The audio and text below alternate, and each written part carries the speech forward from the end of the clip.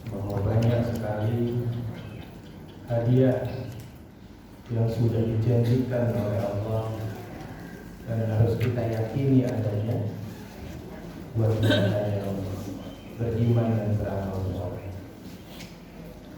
Kita masuk pada materi yang kemarin belum sempat selesai, sifat Allah ilmun. Kita mulai dengan bacaan Bismillahirrahmanirrahim. Allah memiliki sifat ilmun yang mengetahui segala sesuatu di bumi, di langit, di setiap sudut. Sampai kemudian dalam surat Fussilat disebutkan ilaihi yuraddu ilmus sa'ah. Kepada Allah dikembalikan ilmu tentang hari kiamat. Yang dikasihkan kepada kita hanya sedikit sekali yang dikasihkan kita. Yang kita pelajari, yang sedang banyak dikaji tentang akhir zaman dan lain sebagainya, itu masih sedikit. Karena di situ disebutkan tidak ada makhluk termasuk para malaikat, para nabi, kapan terjadinya kiamat tidak ada. Ya, jadi kalau ada klaim, apalagi sekarang ada banyak berita-berita ya, NASA yang bilang NASA itu ciptaan manusia. Maka walaupun tanda-tandanya sudah disampaikan semua oleh Rasul, tetapi kejadian tepatnya tidak ada yang tahu kecuali Allah Subhanahu wa Ta'ala.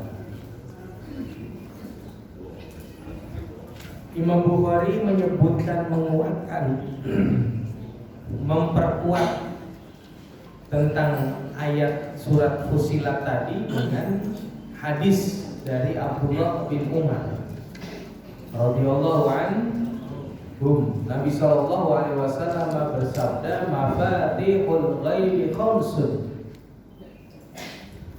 Mafatihul ghaibi khamsun. Kunci perkara gaib itu ada 5. La ya'lamuha illallah. Jadi ada 5 hal yang tidak diketahui kecuali Allah yang Maha Tahu. Ada 5. Yang pertama, la ya'lamu ma taqidul arham illallah. Tidak ada yang tahu apa yang ada di rahim kecuali Allah. Kita hanya dikasih sedikit ilmu, ya, ilmu melihat kelamin. 80% benar, tapi 20%-nya bisa jadi salah. Ya kan? USG, ya kan? Wala ya'lamu ma fil ghad illallah. Dan besok apa yang akan terjadi enggak ada yang tahu. Rencana boleh, ya. Jadwal boleh, agenda boleh, tapi waktunya kadang, jamnya kadang tidak ada yang tahu. Wala ya'lamu mata ya'til matar. Dan tidak ada yang tahu kapan turunnya hujan. Kita hanya dikasih ilmu prediksi. Udah gelap, anginnya udah kencang, nggak jadi hujan.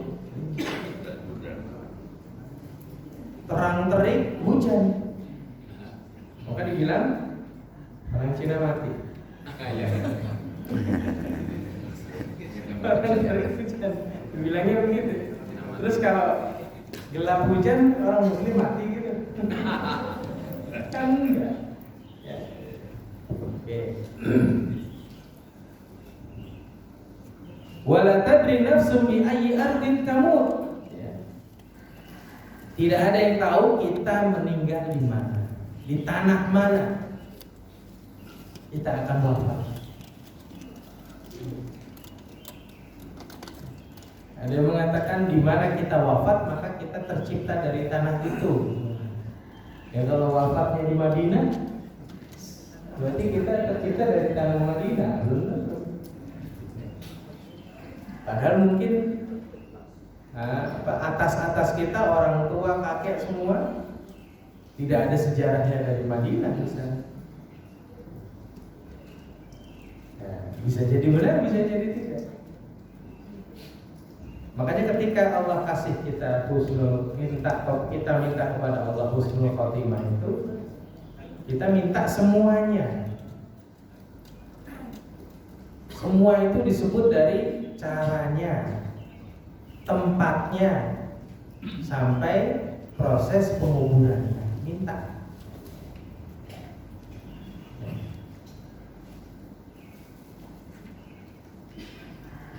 Wala ya'lamu mata taqumus sa'ah illallah. Yang kelima, tidak ada yang tahu kapan terjadinya hari kiamat kecuali Allah. Jadi yang pertama ada taghidul arham, apa yang terjadi di dalam rahim, apa yang terjadi besok, kapan turun hujan, dan kapan dan di mana kita mati, dan kapan hari kiamat terjadi. Ada yang tahu?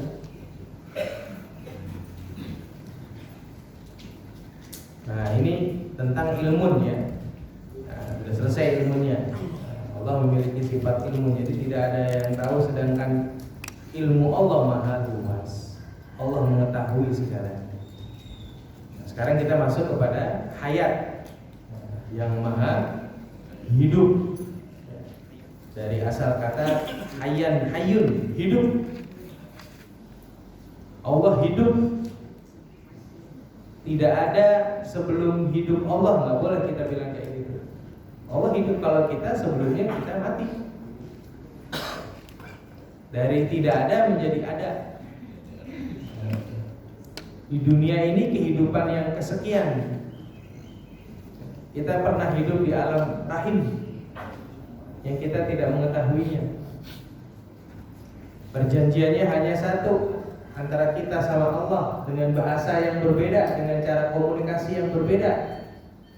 Allah bertanya, apakah kamu siap hidup di dunia dengan perjalanan seperti ini? Itu udah ditanya calon bayi dengan bahasa yang kita tidak tahu. Maka bayi menjawab, siap sampai ajal menjemput. Berarti dia bakal hidup sampai dewasa, sampai tua. Saya siap buat nyenengin orang tua saya aja. Masih kecil aja habis itu ya. Wah, saya udah gak siap lagi tinggal di dalam rahim. Allah maha hidup, sedangkan kita mati. Ini kehidupan yang kesekian. Dan kita hanya mengalami kematian ya cuma sekali. Mengalami kematian itu cuma sekali. Setelah dunia. Setelah dunia itu kematian hanya dari mulai sejak dibangkitkan sampai mizan, itu semuanya dalam keadaan hidup dengan berbeda-beda alam. Coba. Berarti kan Allah sedang mempersiapkan ketika kita dibangkitkan nanti, tubuh kita disiapkan untuk ribuan tahun. Karena bangkit dari kubur aja mahsyar. Dari mahsyar itu berapa puluh tahun, itu berapa ratus tahun itu mahsyar. Dan kita nunggu Pak satu-satu. Ya, setelah mahsyar kemudian mizan, ada lagi alam itu hidup semua. Jadi benarlah bahwa kematian itu persinggahan. Hidup di dunia juga persinggahan. Nah, Allah menginginkan kita bahagia di dunia, di alam barzakh dan di akhirat. Surat Ali Imran ayat 102 yang sering dibacakan khatib kalau waktu sholat Jumat. Ya ayyuhalladzina amanu taqullaha haqqa tuqatih wa la tamutunna. Jangan sekali-kali kamu mati berarti jangan sampai kamu masuk ke alam barzakh kecuali kamu Islam, kecuali kamu iman. Berarti Allah pengen kita selamat di alam barzakh. Allah saja pengen kita selamat loh di alam barzakh. Kok kitanya nggak pengen? Karena kalau udah selamat alam barzakh, itu kesananya selamat semua. Iya. Ukurannya gitu. Kayak kita lagi perjalanan, terus pokoknya kalau udah keluar tol sini udah nggak ada macet ya. Aman ya. Iya. Project gimana project? Wah, kalau udah ke dirjen selesai tanda tangan aman menteri udah. Ambil udah tuh tol sebelah mana berapa kilo ambil. Nah, gitu. Tapi kalau masih dikasih, masih dikasih, wah ribet nih. Ya, gitu. Nah, tol perjalanan mimpinya mau ke Surabaya tapi udah masih di Cirebon masih riwa ngantuk lah apalah. Jadi begitu sudah keluar Mojokerto mulai tenang. Kita kalau sudah selamat dari barzakh, insya Allah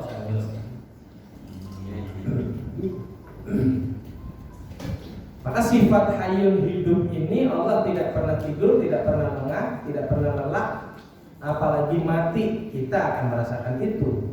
Kekal abadi, kekekalan Allah abadi, sedangkan kekekalan kita disebut dengan khalid. Allah baqo.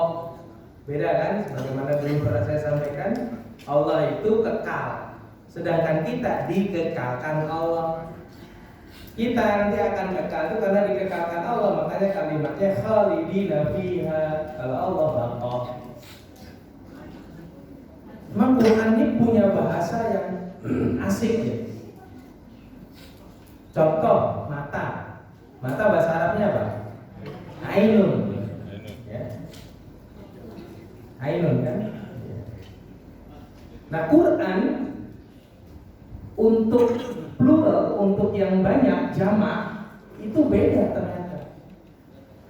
Mata jamaknya ayun. Tapi kalau satu sama-sama ainun, surga juga gitu. Ainun jariyah, cuma satu surga itu yang mengalir. Tapi begitu surga-surga yang memiliki mata air bukan ayun tapi uyun. Oh, beda. Di jannatin uyun.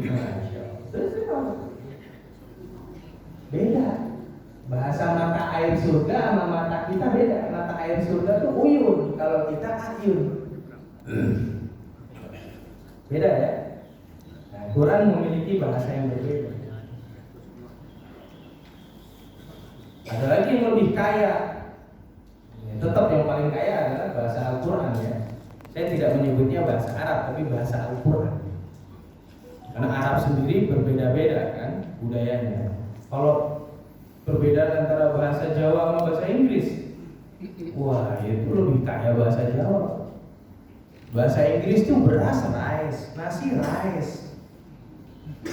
Apa lagi coba? Rice lagi. Coba bahasa Jawa.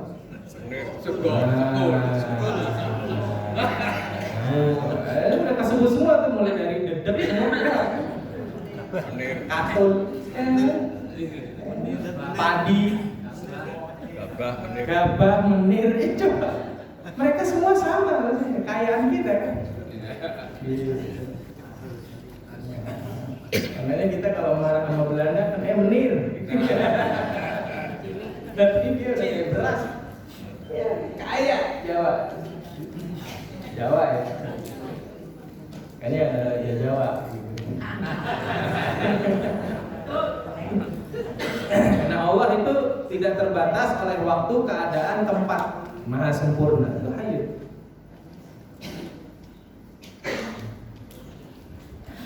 Fungsinya juga berbeda-beda tentunya. Al-hayat bersinonim dengan hayat, memiliki makna hidup. Disebut al-hayat sebanyak 145 kali dalam Al-Quran. Mau masuk surga Itu syaratnya tiap pagi sama malam baca ayat kursi. Cuman ya kalau mau ya emang hari itu harus mati.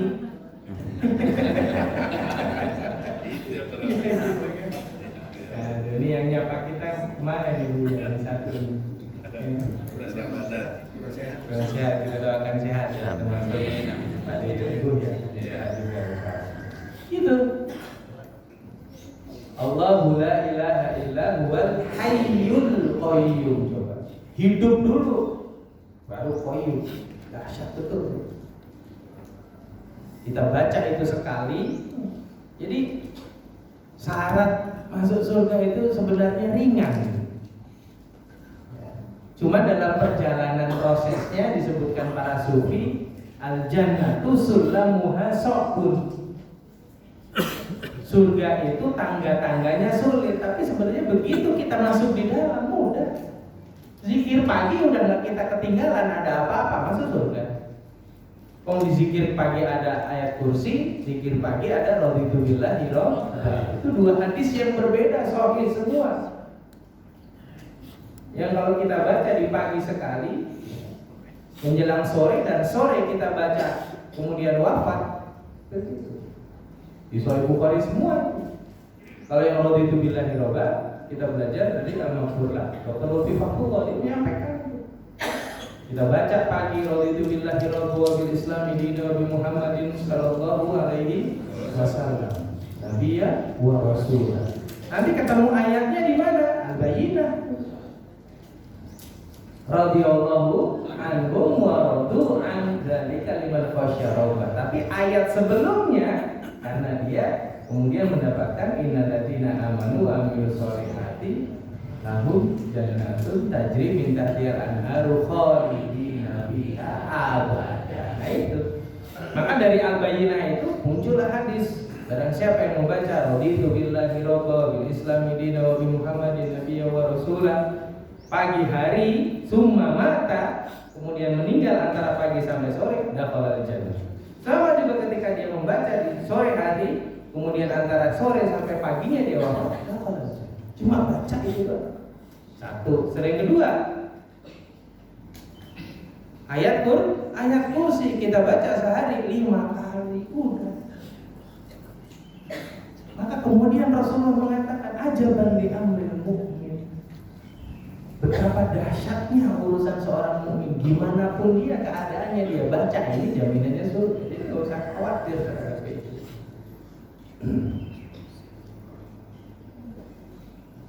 Jumlah hayun ya, sama banyaknya dengan kata maut yang menjadi antonim untuk hayat. Salah satu ayat mengandung kata al-hayat dalam surat Al-Furqan ayat 58. Ya.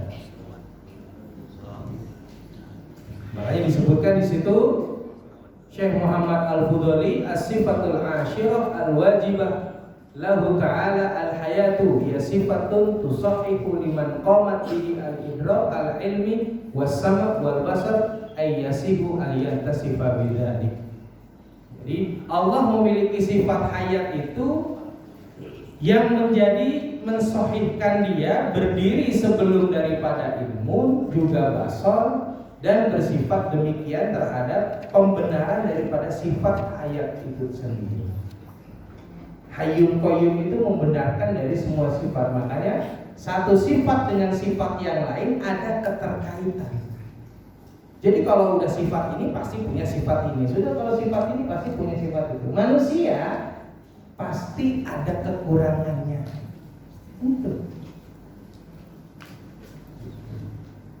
Iya dia cantik ya, tapi dia pelit. Tapinya itu gak enak. Gak apa-apa lah pelit tapi cantik. Lah muter-muter aja di situ. Dia ganteng ya tapi pelit ya gitu. Ya orang kan akhirnya kalau hatinya bersih bukan karena gantengnya, bukan karena pelit, tapi ya namanya silaturahim ya sudah sama siapa aja gitu. Silaturahimnya alamat dah kalau nak mau di sini mah kita gitu. Enggak gitu, udah enggak usah. Lillah kita aman. Karena kita emang manusia yang diciptakan seperti itu, berbeda-beda, enggak bisa. Ada yang royal, ada yang menahan, ada yang apa sama. Ilmu juga gitu kan kadang. Kita mau minta amalan sama kiai gitu, udah kelihatan nih sama kiainya, gelagatnya mau minta amalan gitu. Saya masih nerima tamu dulu ya. Ya Allah. Terus kita bilang, perasaan kita datang duluan ya, kenapa yang lain pada disuruh sih, atau kita baru isya nih sini. Jadi kiainya pengen kita sabar ya, gitu sabar baru dikasih alaman yang pamungkas nih baca gitu. Kalau kita nggak sabar kan, ya ini dikasih pulang ya udah, nggak dapat kita punya gitu ya. Itu datang ke rumah guru baru tunggu sebentar gitu.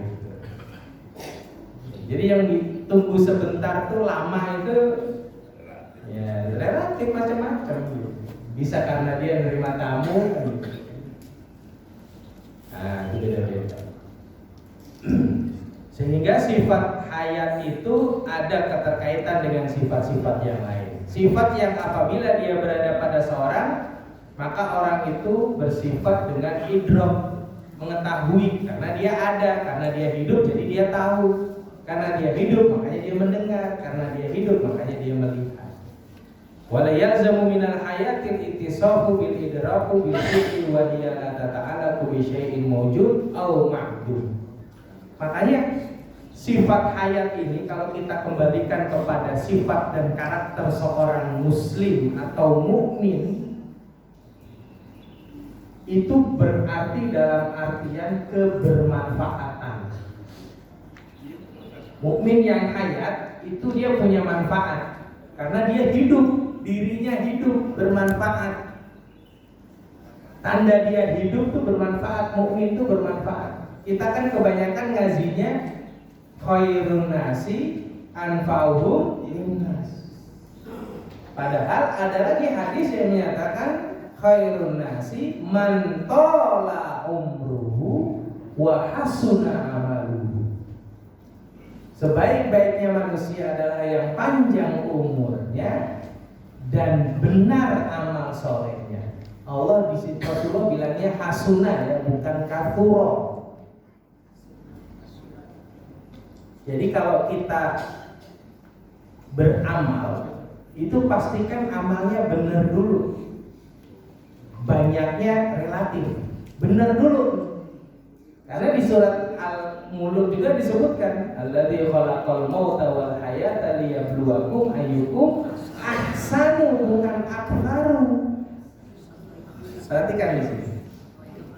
Siapa yang paling benar amalnya? Benar dulu.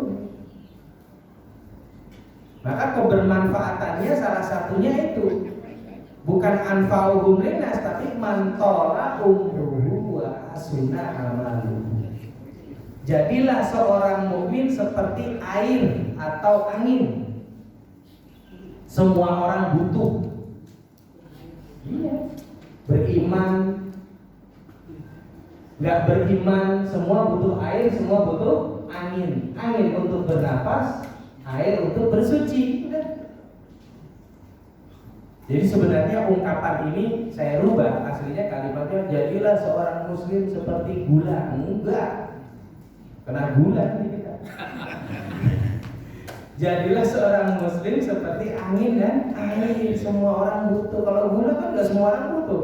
Sekarang kita yang usianya begini mau butuh gula.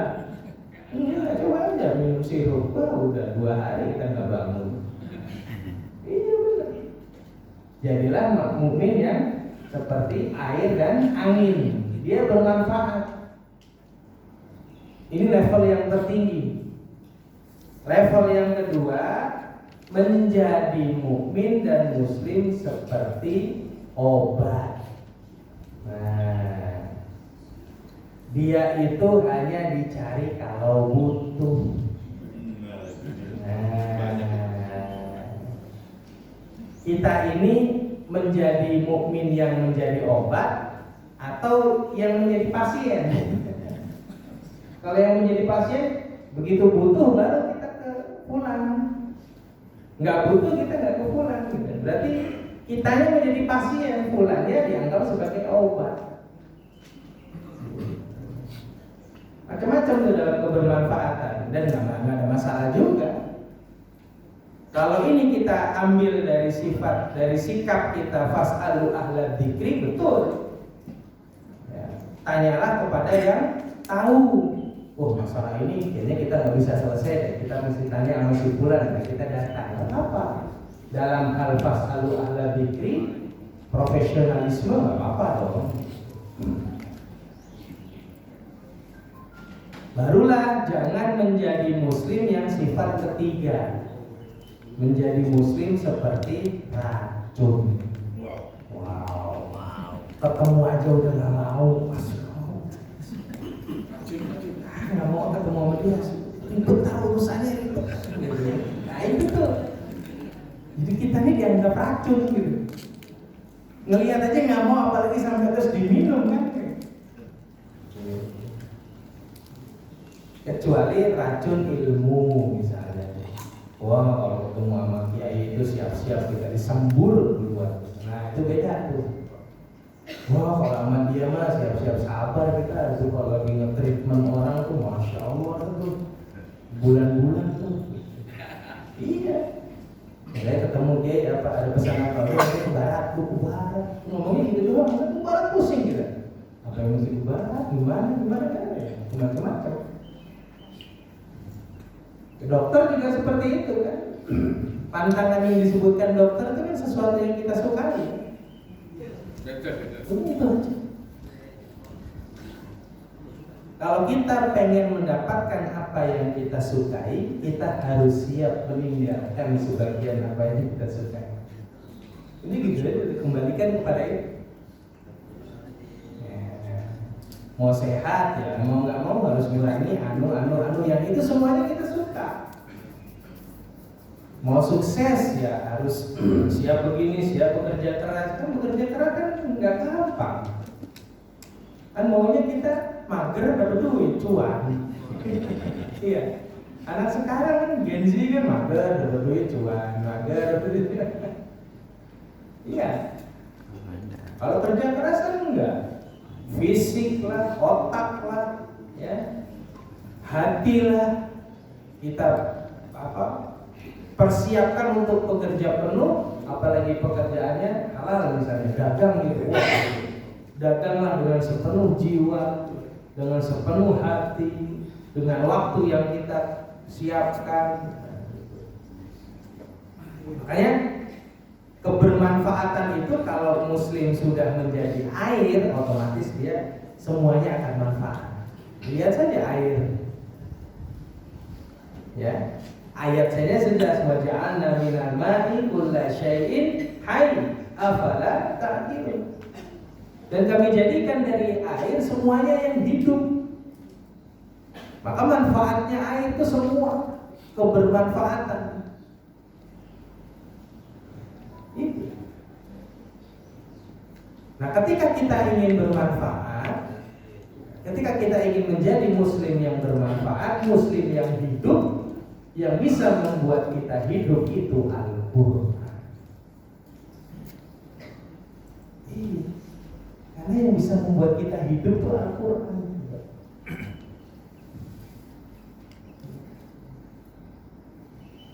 Di mana tuh? Pendari ke sana tuh ya Mamuju ya, gitu ya. Ada temen dia punya kakek sudah wafat gitu. Tapi tetangga-tetangganya tuh bilang, ayo ke makam hidup yuk gitu, ke makam hidup. Orang mah ke makam mati gitu, ke makam hidup. Jadi orangnya itu jasadnya sudah nggak ada nyawa, tapi amalnya ada, ininya ada. Dan ketika terjadi pembangunan tol dia dipindah, itu sudah meninggal puluhan tahun ya masih utuh. Coba, ini kan hayat. Itu karena Quran. Hidup bersama Al-Quran, hidup. Hanya yang membedakan dia tidak ada ruh. Dasar enggak? umatnya Nabi Muhammad itu emang dahsyat betul. Umat selain Nabi Muhammad itu yang dikekalkan jasadnya cuma nabinya, sama yang disebut di dalam Al-Quran. Fir'aun, yang lainnya nggak ada. Udah pulang aja, hanya wujud bekas gitu. Tapi kalau wujud fisik ya Fir'aun itu juga udah ada. Kalau umat Nabi, Masya Allah, berapa puluh ribu itu yang masih utuh, wajahnya tuh utuh. Dulu hanya umat Nabi Muhammad. Kenapa? Karena Quran. Itu menunjukkan bahwa mukjizat Al-Quran itu bisa diberikan kepada selain Nabi Muhammad dalam tanda kutip. Dalam tanda kutip.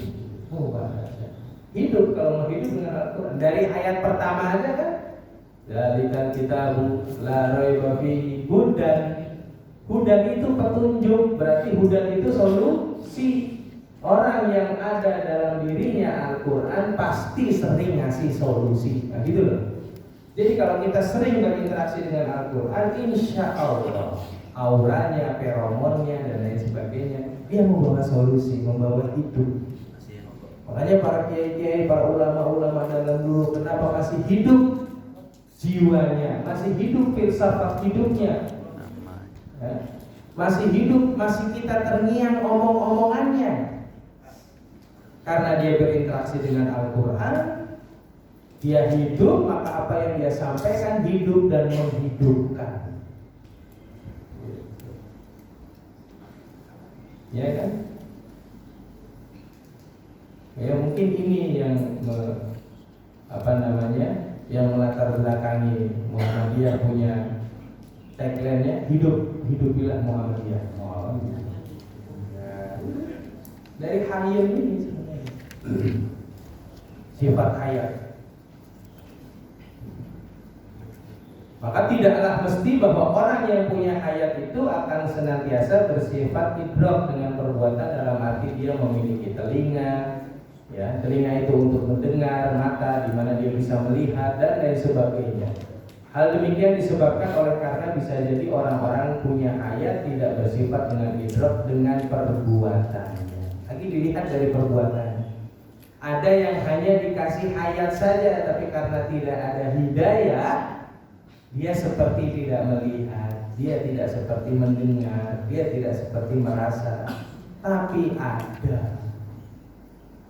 Nah, ini golongan-golongan yang kafir tadi, coba kalau kita perhatikan tuh ya, tadi disebutkan tuh, dahsyat betul.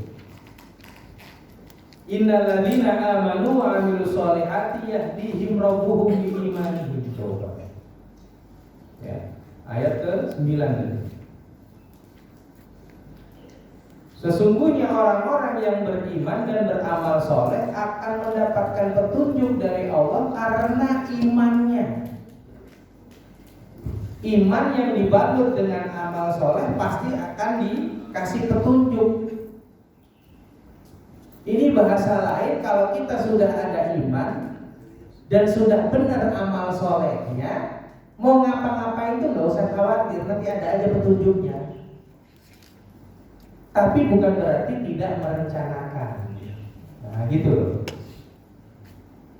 Yang kita tidak perlu khawatirkan itu ketika nanti gimana ya. Oh ya nanti gimana insya Allah karena Allah. Tapi ada track yang harus kita jalani, yaitu amal soleh. Amal soleh itu kan fikih. Amal soleh, amalnya gimana gitu. Kita nggak boleh, misalnya paling gampang bisnis itu nggak boleh asal ini udah hajar ini gas. Bisa kayak gitu kan bisa. Rasulullah itu dalam perencanaan segala sesuatu itu keinginannya berhasil. Di setiap perang, baik di Mekah ataupun di Madinah, apalagi di akhir-akhir, ya yang kelima Hijriah itu Khandaq, itu perencanaannya dahsyat itu. Beliau merencanakan itu untuk menang. Dan itu sunnah Rasul. Kita kalau punya rencana untuk sukses. Jangan punya rencana satu, ntar gimana dah, nggak bisa. Itu nggak sunatullah, nggak boleh kayak gitu. Nabrak kanan, nabrak kiri nggak bisa, nggak boleh. Direncanakan dengan baik. Makanya ada yang ahli. Oh kita mulai satu nih. Oh, bagaimana pasarnya? Bagaimana ininya dulu? Oh bagus. Suasana mereka para konsumen ini butuh nggak? Butuh Pak, paling tidak terlalu banyak antara 50% dan sebagainya. Oke, berarti kita challenge. Oke, mulai. Bismillah. Dan ini bisnis yang bagus, misalnya kuliner, ya, menu yang bagus halal semua. Bismillah. Jadi syaratnya sudah benar. Ilmunya itu macam-macam. Perencanaan. Direncanakan segala sesuatu. Tidak boleh tidak. Jangan sampai kemudian kita ini ada, tapi seperti nggak ada. Ya, makanya kita berharap gitu. Kan sebenarnya teknologi ini kalau kita ambil positifnya ya,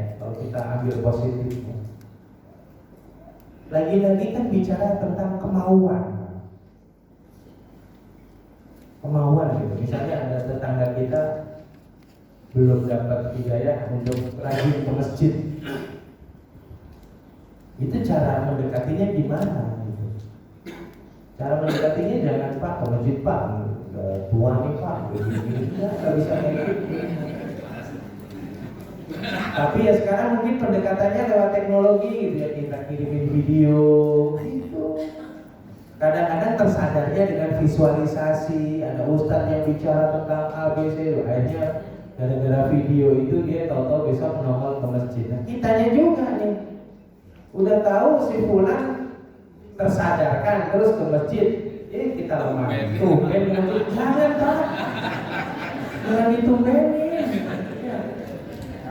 Kecuali dia emang masjid enggak boleh, enggak pernah gitu, enggak pernah lihat sama sekali. Tumben, iya nih akhir bulan. Akhir bulan ke masjid. Jangan, ya.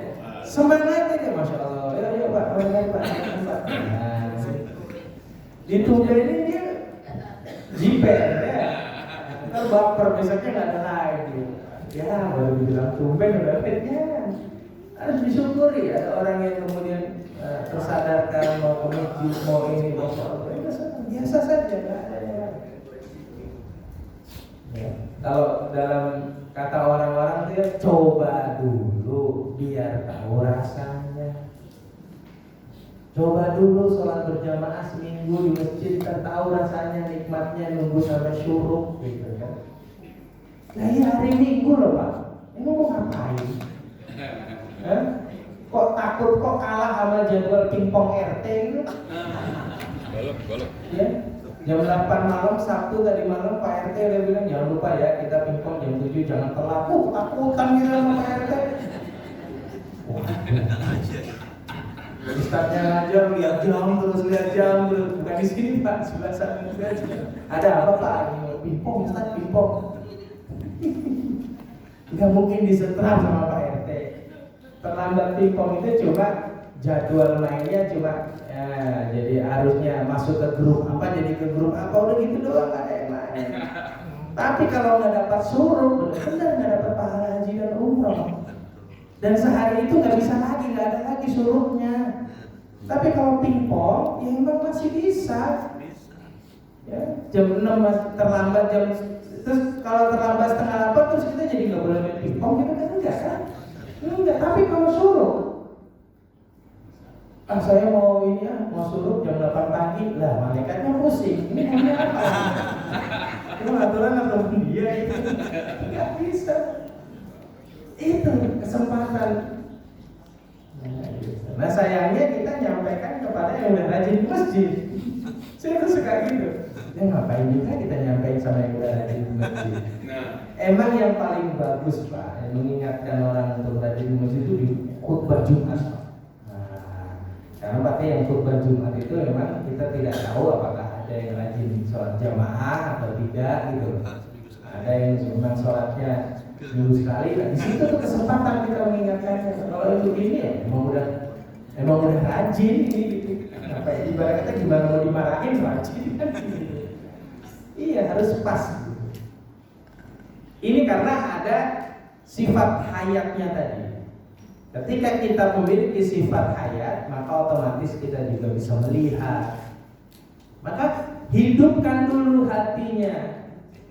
Nanti matanya akan hidup, pikirannya akan hidup, jiwanya akan hidup, telinganya akan hidup.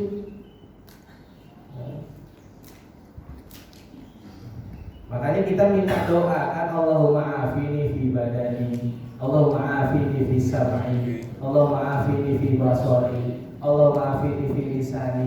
Kita minta perlindungan dari mata kita, telinga kita, lisan kita. Ya.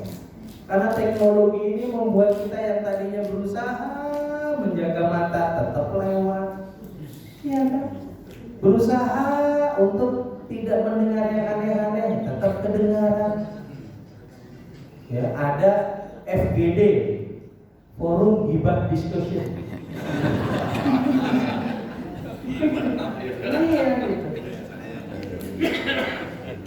Itu mulainya apa itu? Kalau di komplek tuh, kalau mulai ada yang datang, tek, ayo. Wah, ini bahannya apa nih lo? Mau beli kok nanya bahan?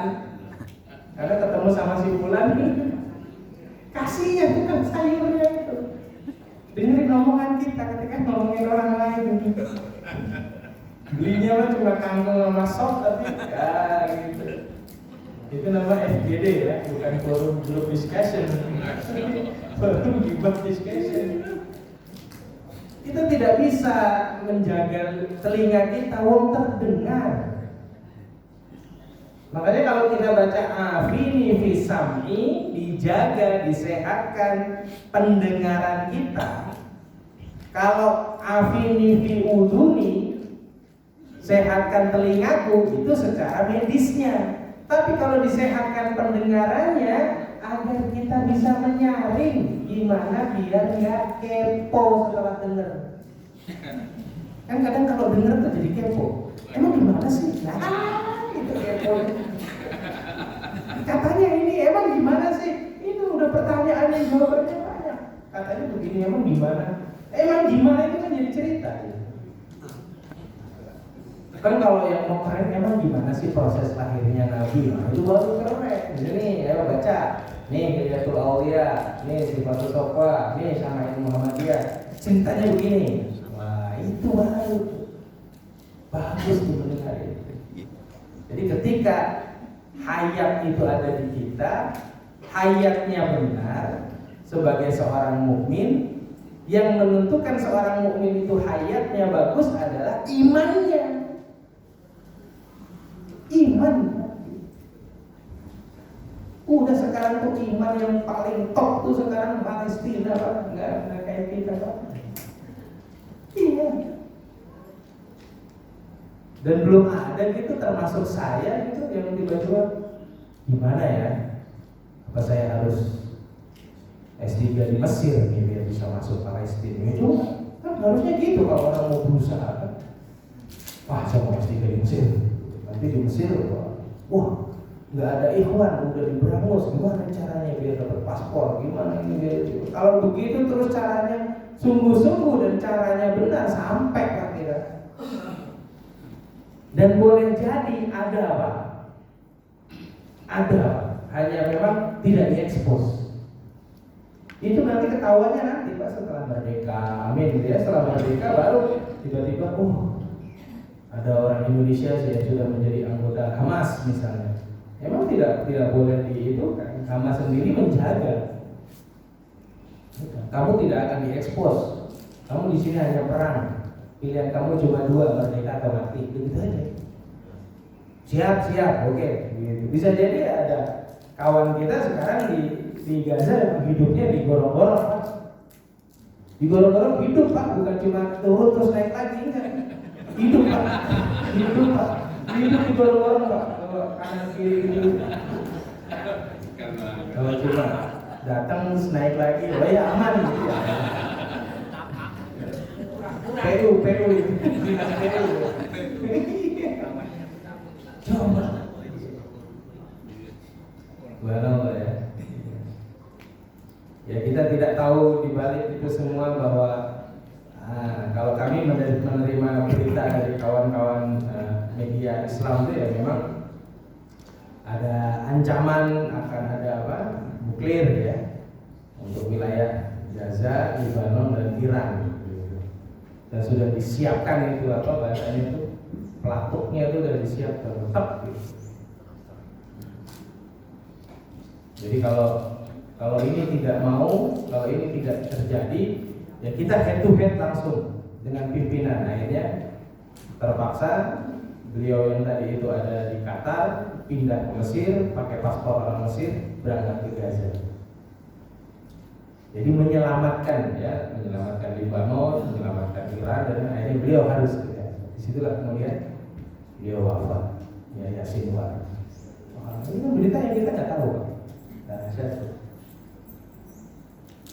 Dan memang ditarget, pokoknya setahun nih harus selesai targetnya. Karena bermula di Oktober, berakhir di Oktober. Lahir di bulan Oktober, wafat pun beliau di bulan Oktober. Itu cara Allah kan. Karena kalau udah dekat sama Allah ya mudah saja beliau untuk memberikan jiwanya kepada Allah sedemikian rupa. Dan sampai pada titik darah terakhir ya harus tetap menyerah, walaupun hanya dengan sebuah dahan. Sama kita, Pak. Kalau kita jiwa kita hidup, walaupun di akhir-akhir tetap harus ada pesan kebaikan yang kita sampaikan. Kalau kita nanti di akhir hayat kita itu didampingi oleh anak istri, kita cukup berpesan ma ta'buduna min ba'di. Itu saja yang kita katakan kepada anak-anak. Ma ta'buduna min ba'di. Ma ta'buduna min ba'di. Anak-anakku jangan lupa ya, jaga iman, jaga sholat, jaga itu saja. Jadi tidak boleh sedikit pun di akhir lisan kita kecuali kebaikan.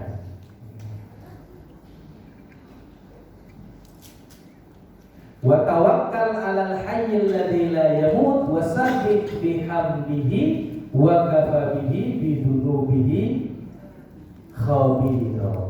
Coba kita ini bertawakal sama yang maha hidup. Kenapa kalimat tawakal 'alal hayy? Kenapa? Karena keputusasaan identik dengan kematian. Orang putus asa itu identik dengan mati rasa, mati jiwa, mati berpikir, ya kan? Udah nggak bisa ngapa-ngapain semua. Orang bertawakal 'alal hayyil ladzi la yamut. Bismillahirrahmanirrahim. Kalau cuma jalan terus tiba-tiba ada razia terus kita baca tawakal, itu enggak, itu mah biasa. Tiba-tiba jalan naik motor terus ada polisi, kok aku tiba-tiba deg-degan ya? Ya, deg-degan ternyata razia. Itu bukan itu tawakal yang sedemikian rupa ya. Itu kalau kita pakai helm ya santai aja. Di sini maksudnya adalah ketika kita berada dalam keputusasaan. Setiap orang pasti pernah merasakan itu. Walaupun ayatnya jelas, jangan berputus asa. Wala tayasu min rauhillah. Jangan berputus asa dari rahmat Allah. Enggak boleh. Kondisi gimana pun juga tetap kita harus semangat, optimis. Ini apa? Ini udah bahagia banget bisa begini. Sudah bisa hadir bersama di majelis ini menjadi sebuah kebahagiaan tersendiri. Makanya disebutkan di situ wa tawakkal 'alal hayyil ladzi la yamutu wasabbih bihamdihi wa kafa bihi bidunubi ibadihi khabira. Kadang kita ini putus asa karena apa? Karena dosa, karena kesalahan. Kalau kita berputus asa karena kesalahan, itu tanda taubat sudah mulai diterima. Itu kan? Kita ya Allah, ya gimana? Mungkin ini karena dosa saya ya, sekarang saya jadi sulit dan lain sebagainya. Itu nggak apa-apa. Tapi setelah itu ditambah lagi semangat, Allah yang maha hidup. Ya, Ibnu Mas'ud kan sampai berkata kan, "Fakaifa aqafu minal faqri wa ana abdul ghani." Ya, Bagaimana mungkin aku takut kefakiran sedangkan aku adalah hamba Allah yang maha kaya? Gak usah khawatir. Sekarang kita tinggal memperbanyak ilmu, kayakan diri kita dengan ilmu.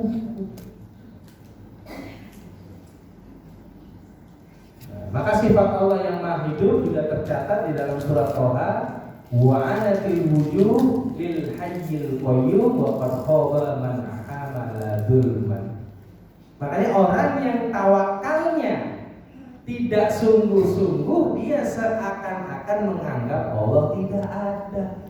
Makanya tawakal itu untuk urusan mati dan hidup. Ya. Putus asa seakan-akan tidak ada. Kita ini ada Allah, jangan berputus asa. Jangan berputus asa. Saya punya dosen ya. Saya kebetulan pimpinan di salah satu politeknik, kemudian punya anggota dosen nih. Nah, dosen saya ini udah gagal ginjal, tapi masih ngajar. Kalau udah gagal ginjal, ya sempat ke dokter Zoji gitu. Sampai sebulan malah kan izin, izin saya mau sebulan di sana. Oh ya boleh. Pas selesai itu pulang tuh gimana? Jadi dia bukan ngomongin soal pengobatannya yang lain, tapi dia udah malah mendapatkan quotes dari dokter Zoji. Saya ini kan sempat udah putus asa ya Pak, sudah ke Singapura, sudah ini. Begitu ke beliau, beliau cuma bilang, "Kamu sekarang masih hidup kan?" Ini masih hidup kan? Berarti masih ada kesempatan. Ngapain menyibukkan dengan stadium, dengan ini, dengan itu, dengan ini? Ini sekarang masih hidup.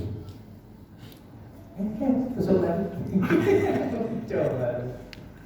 Alhamdulillah. Ya walaupun tetap kadang sebulan sekali pasti izin istirahat di rumah dan lain sebagainya.